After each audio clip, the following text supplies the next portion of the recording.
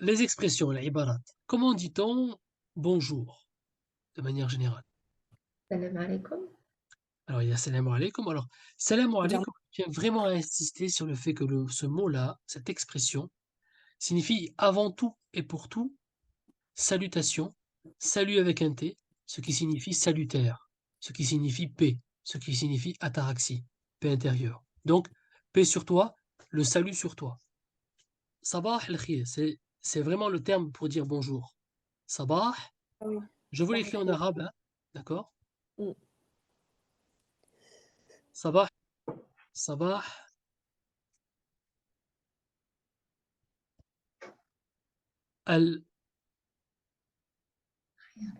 al-khayr. Donc en fait, quand on dit sabah al-khayr, bon, en arabe littéraire, c'est sabah al-khayri.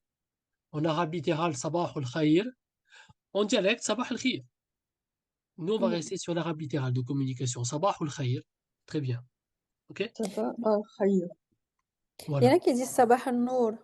Alors justement, ça après, on va se complimenter. On aime ça, les Arabes, de manière générale, ils tendent vers la poésie. Puis après, ça va aller Sabah al-Nour, Sabah al-Ful wal Yasmin, Sabah al-Sa'ada, etc. C'est-à-dire, on peut rester très longtemps sur les sabahs.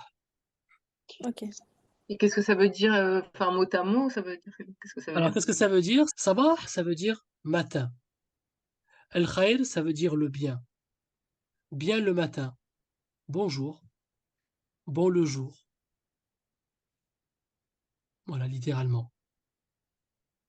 Donc là, vous avez un premier terme qui n'est pas défini. Un matin. Après, vous avez ce qu'on appelle un article défini, elle, donc l'allé, et vous avez khayr, qui signifie le bien. Matin, le bien. En fait, c'est un complément de nom. En français, bon et jour devaient être séparés à un moment donné. On l'a rassemblé, ça, c'est devenu un mot. Bonjour. Voilà, c'est pareil. Sabah al-khayr. On peut également dire assalamu alaikum, pourquoi pas. Je vous l'écris ici. Assalam alaikum. Formule plus consacrée, effectivement. Donc, assalamu alaikum, parfois, certains vont l'écrire comme ça. Alors, il y a pas de mal à l'écrire comme ça, je le dis, hein, mais c'est une faute parce que quand on le lit, en fait, on va le lire en faisant la liaison. Donc, on dira assalamu alaikum. Mais c'est un autre débat, on le verra prochainement. Salam alaikum, qui signifie l'aller, donc la, salam, paix, alaikum, sur, ala, ça veut dire sur, et comme c'est vous. La paix sur vous, littéralement, hein.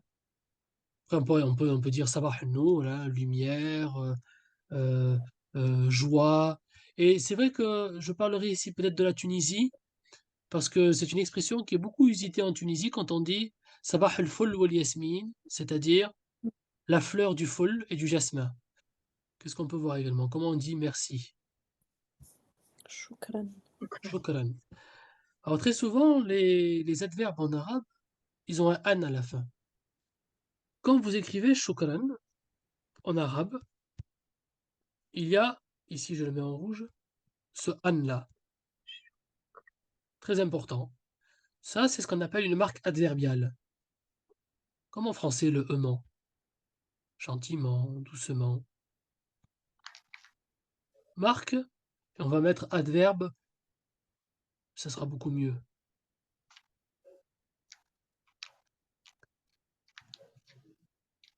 Sans trop rentrer dans les détails, mais quand on fera un peu plus de grammaire, je vous expliquerai un peu plus ça.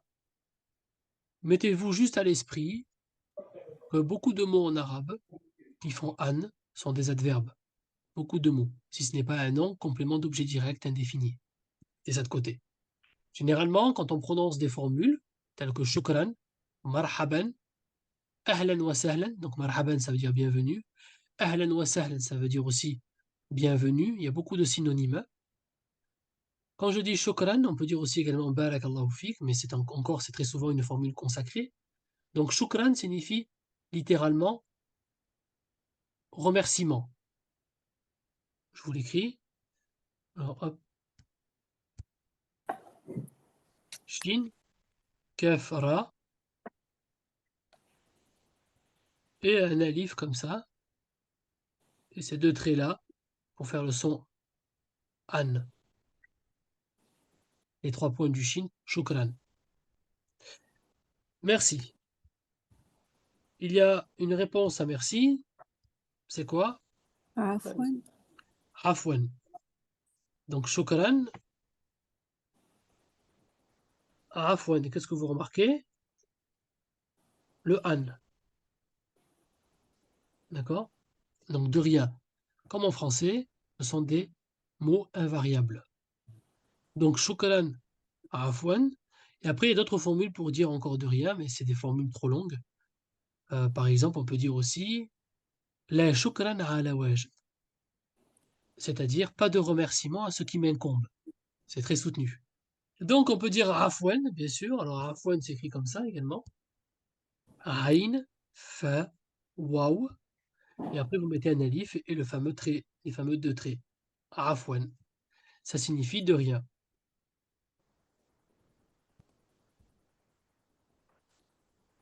Au revoir. Il y a 3 manières importantes de le dire. Celle qui est usitée dans les dialectes, très souvent, c'est ma'a salama, c'est-à-dire avec la paix. Mais, en fait, si on veut dire au revoir, c'est-à-dire on se revoit, c'est ila liqa.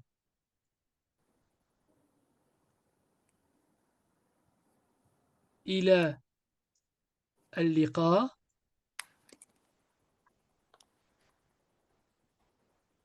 ila al-liqa,